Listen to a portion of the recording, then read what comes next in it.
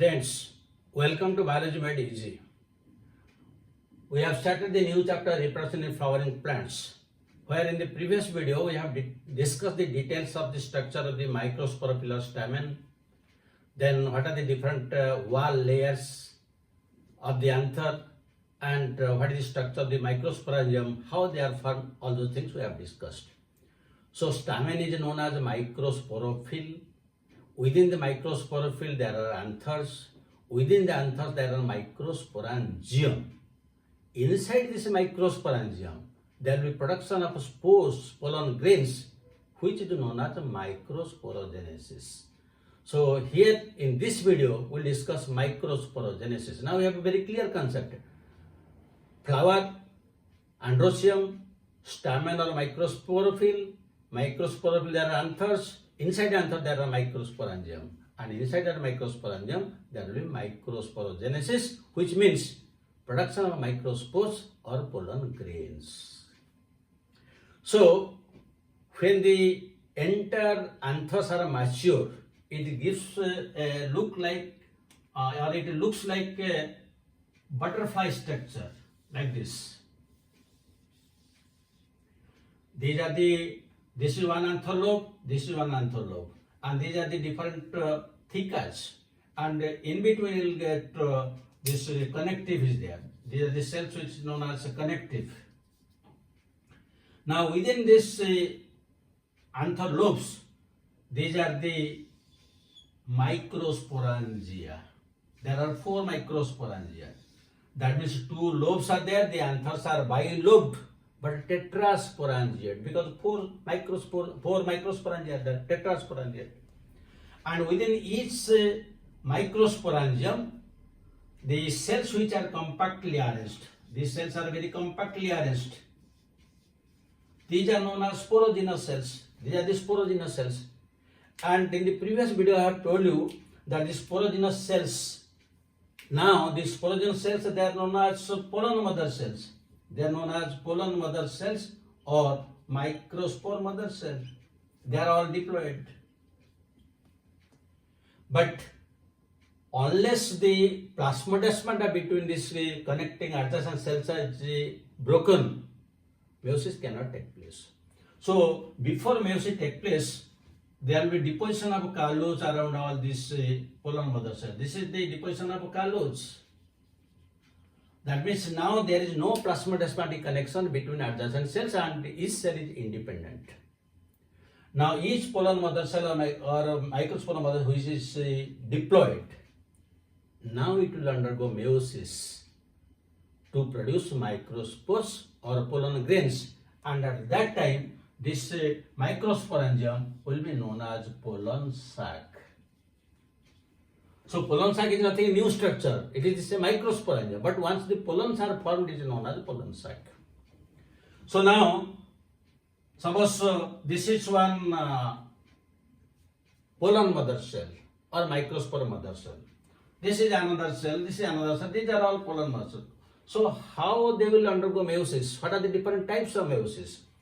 Usually the meiosis can take place in 2 ways. One is a successive type. In successive type, what happens? In meiosis there are 2, division 1 and division 2. After division 1 there will be cytokinesis, and again after division 2 there will be. That means cytokinesis will take place twice, at the end of division 1 and at the division of 2. That is known as successive type, and this is usually found in case of monocots. But the other is simultaneous type. In simultaneous type, the cytokinesis will take place only at the end of division 2. That means there will be no cytokinesis at the end of division 1, only at the end of division 2. And this is very common in case of dicots. Now when there will be meiosis, and each cell, pollen mother cell, will give rise to 4 microspores or pollen grains. What will be the different structure of these pollen tetrads? Because when it will give rise to 4, that is known as tetrad. So how it will give rise? Suppose this is one pollen mother cell. Now it will divide. So it will divide. In one type of division, it will look like this. There are 4 pollen grains. Three to this side, the other is on to that side. This is known as a tetrahedral. This is known as a tetrahedral, and this is usually found in case of dicots. Dicots, where you will find this is sandwiches type meiosis is there. Now, in case of monocots, what happens? In case of monocots, first it will divide horizontally, then it will divide vertically. So the 4 cells will be formed like this. This is known as isobilateral. Isobilateral. This is found in case of monocots, where there is a successive type.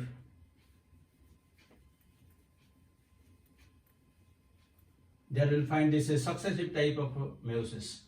So these are the 2 common ones. In case of dicots, you will find tetrahedral type. In case of monocots, you will find isolated type.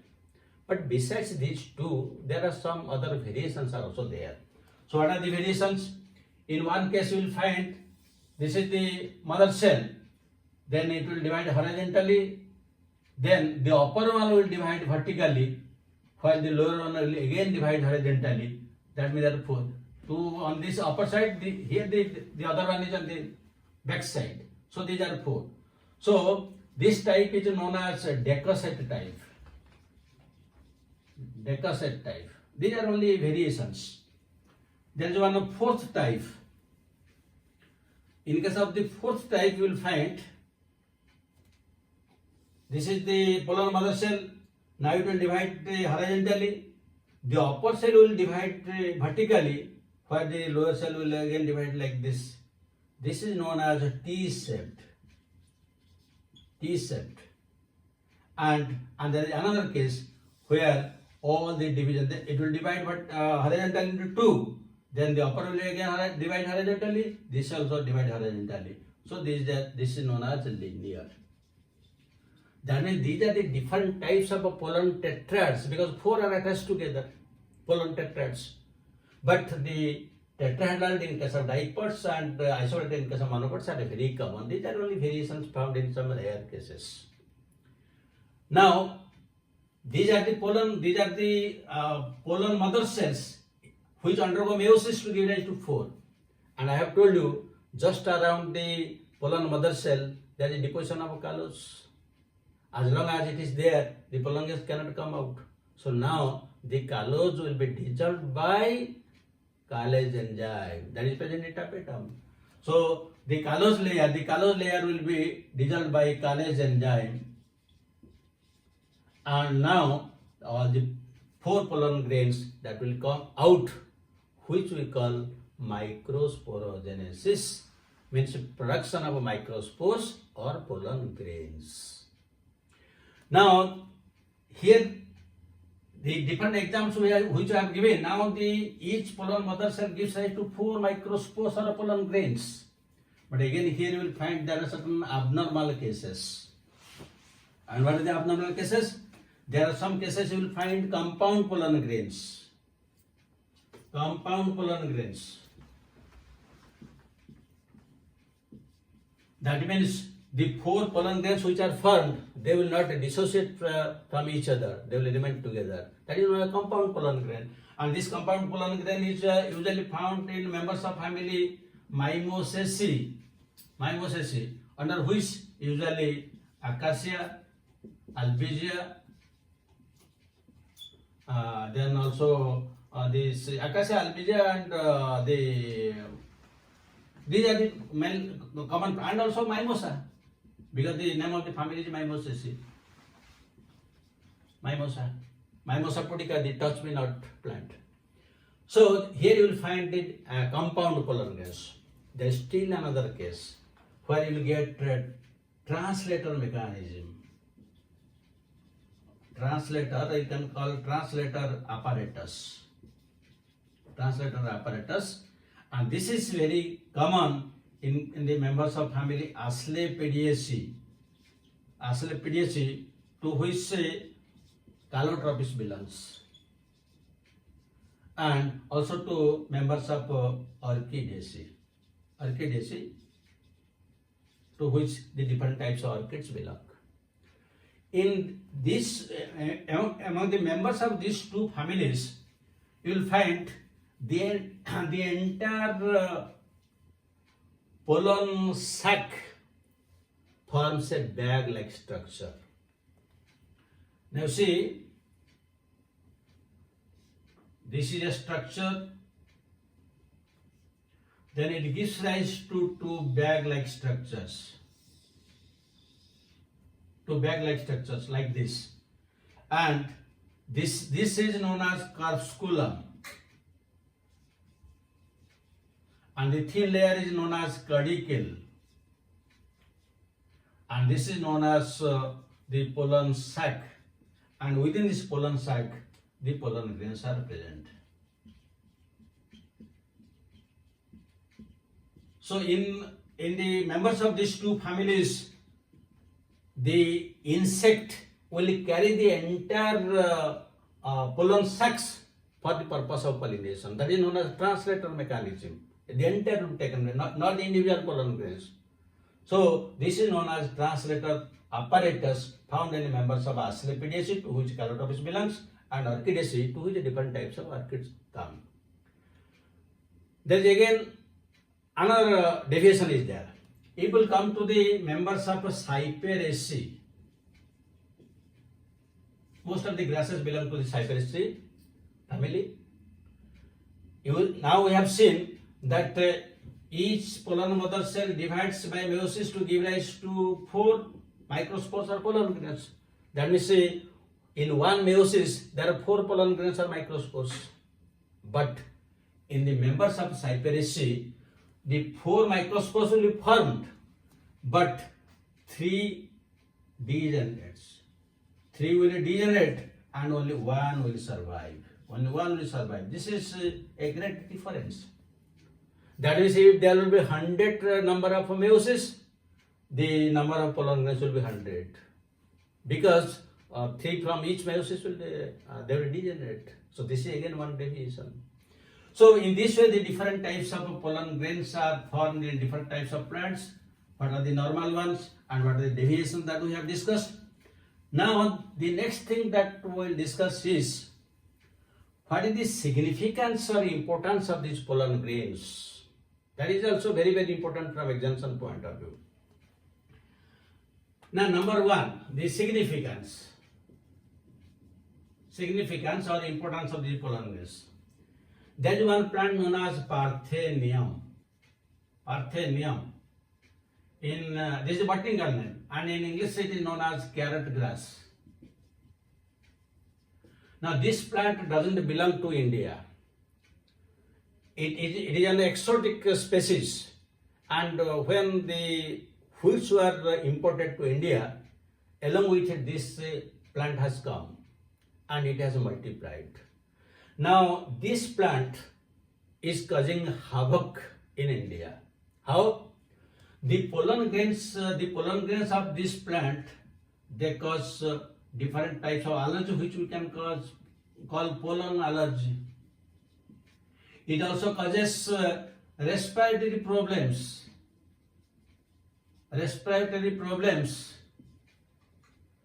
and leading to asthma and bronchitis.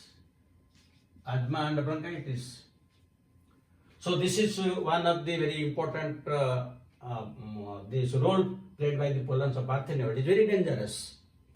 The second one, some of the pollen grains have very high nutrient value. That is why they are used as food supplements. Next, some of the pollen grains are used as pollen tablets and pollen syrup. The pollen tablets and pollen syrup, these are usually used in most of the Western countries. Next point. It is thought that the pollen grains of some plants, they provide much energy. So it enhances it enhances the efficiency of athletes and also horse racers. That means those horses which take part in racing, it provides energy as well to the athletes. That means some of the pollen grains provide much energy. Then the other things, the viability of the pollen grains. What is the viability? That is, once the pollen grains are liberated, within what time it has to pollinate and fertilize. Otherwise, the lifespan will complete. That is not viability. So, the viability of pollen depends on temperature and humidity. Next, in cereals means crops like rice, wheat, maize, these are all cereals. The lifespan or viability, the viability of pollen is only 30 minutes. That means within 30 minutes they have to fertilize, otherwise their viability will be lost. While in members of Leguminaceae, under which the Fabaceae family comes now, Leguminaceae, then Solanaceae, will find the viability continues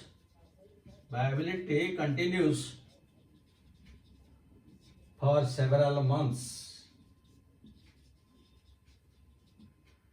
Now, since these pollen grains play a very important role, and they are used as they have nutrient value, they are used as tablets and syrups, we can preserve them just as case of the seed banks and other banks. That means pollen grains can be preserved in the form of a pollen bank.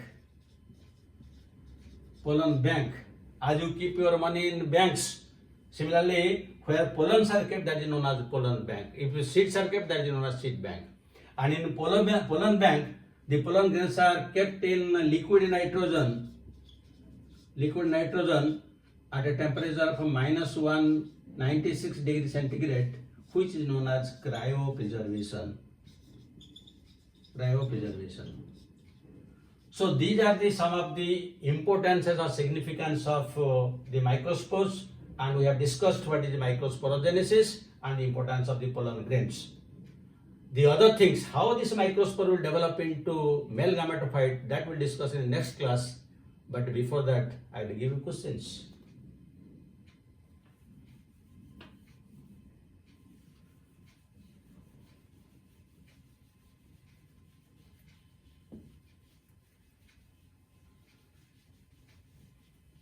So, number 1, which type of pollen tetrad is common to dicots? A choice isobilateral, B choice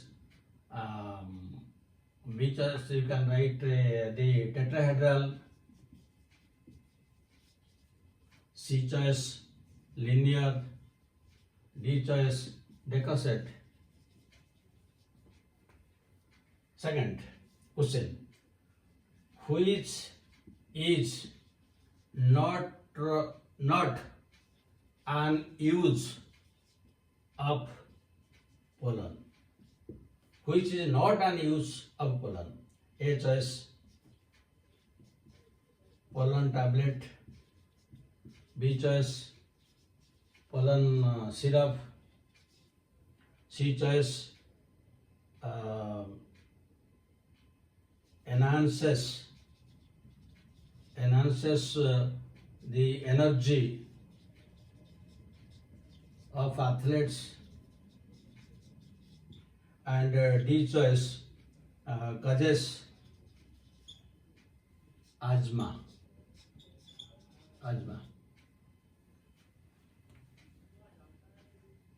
So these are the type of questions which are usually asked in different types of examinations like NEET and similar type of examinations.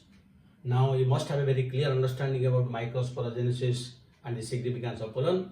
Again we will meet and for the next video, that is development of the male gametophyte or microgametophyte, but only after a short break. Thank you very much. Have a good day.